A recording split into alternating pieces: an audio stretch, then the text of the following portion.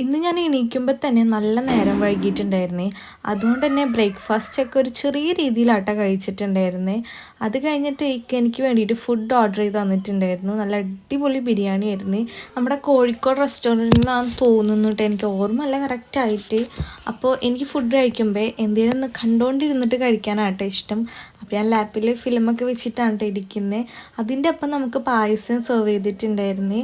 നല്ല അടിപൊളി പായസമായിരുന്നു. അവൻ അതൊക്കെ കുടിച്ച് ചെറിയൊരു ഉറക്കമൊക്കെ പാസ്സാക്കി എണീച്ചിട്ട് വേഗം തന്നെ കുളിച്ച് ഒരു ടീ ഉണ്ടാക്കി കുടിക്കുകയാണ് കേട്ടോ. ഓഫീസിൽ നിന്ന് വരാൻ ടൈം ആയിക്കൊണ്ടിരിക്കുകയാണ്. അപ്പം ഞാൻ വിചാരിച്ചു നഗറ്റ്സ് ഫ്രൈ ചെയ്യാമെന്ന്. അങ്ങനെ നഗറ്റ്സൊക്കെ ഫ്രൈ ചെയ്ത് വന്നു.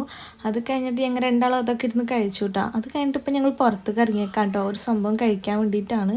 വേറെ ഒന്നല്ല, ബീലബാനില്ലേ അതിൻ്റെ പിസ്താഷ്യോയുടെ ഫ്ലേവറായിട്ട് ഞങ്ങൾ സെലക്ട് ചെയ്തിട്ടുണ്ടായിരുന്നത്. അത്യാവശ്യം ക്രൗഡ് ഉണ്ടായിരുന്നു. ഞാൻ ചെന്നപ്പോൾ തന്നെ കുറച്ച് നേരം വെയിറ്റ് ചെയ്ത് നിന്നിട്ടാണ് കേട്ടോ നമുക്ക് സംഭവം കയ്യിൽ കിട്ടിയിട്ടുണ്ടായിരുന്നത്.